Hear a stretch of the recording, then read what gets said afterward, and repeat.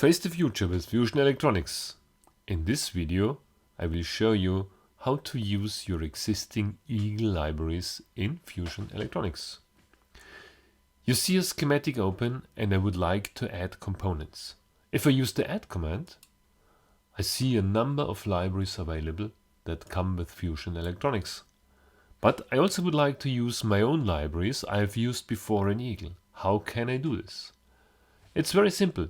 Open the library manager from inside the add dialog, for example, and you will see a new window open. This is the list of libraries that are used in my currently open design. It's the in design tab here.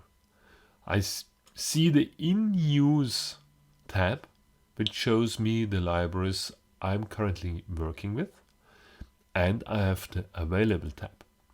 The available tab shows me libraries that are in library IO. Library IO is the storage of all libraries that come with the Eagle installation, and they're all my libraries I've managed and maybe shared with others or simply used for myself. I can sort by folders, for example, and choose one of these libraries here, common folder team. That's the library I would like to use. Simply click it and click on use. Now it will be available in my in use tab and I can use it in my add command. If you want to use libraries that are locally stored on your computer because you did not yet manage them, then go to the Browse button,